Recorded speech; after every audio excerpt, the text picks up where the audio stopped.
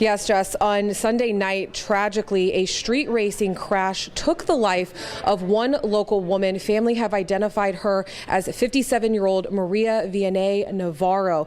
Now, she was actually in the vehicle with her two grandchildren when a red Mustang and a gray Dodge hit her minivan, and it sent her into the southbound lane on White Oak and Old River Road. It actually sent her minivan into the middle of the intersection, and it spun out of control, and her car was actually broadsided by a crane truck.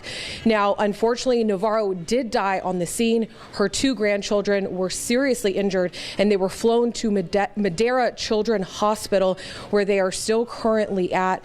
And right now, I'm at El Portal West, where she was a chef. Navarro worked here for many years, and I'm actually joined with her niece, Joanna Navarro. Joanna, I do know that this is very hard for you, and it's a very hard time for your family, so we appreciate you taking the time to talk to us. But most importantly, what we want to know is, how would you describe your aunt, if you could say a little bit about her to us? My aunt was a lively person.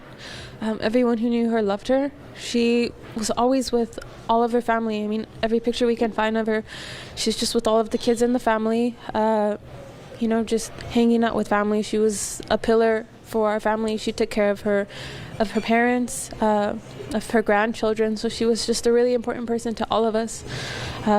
Just lively, happy, gregarious, always found the positive in things.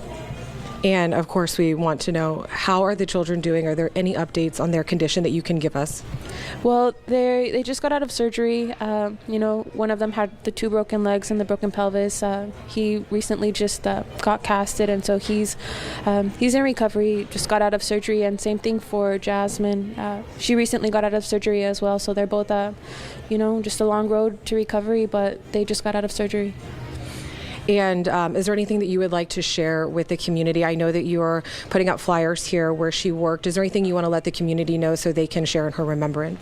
Well, we do have the GoFundMe to, just try to wrap all of this up to have the funeral service and, to help with the medical expenses. But, I think it's just also like the whole street racing thing. We're coming up on like 24 hours since she died. And it was just like a surprise to all of us. Like, it could really just be anybody's family. I mean, so many people get off work around 4 or 5, so many people driving. So, the way it was my aunt, it could really be anybody's family, anyone getting off work at that time, anybody's kids walking home from school, and just anybody on the street. So, unfortunately, it was my aunt, but, I hope that they do something so it's not other people's aunts or children or family or grandchildren. So I hope, something's done about the street racing thing. Thank you, Jen. I appreciate it. And thank you for sharing a little bit about her with us. I appreciate that.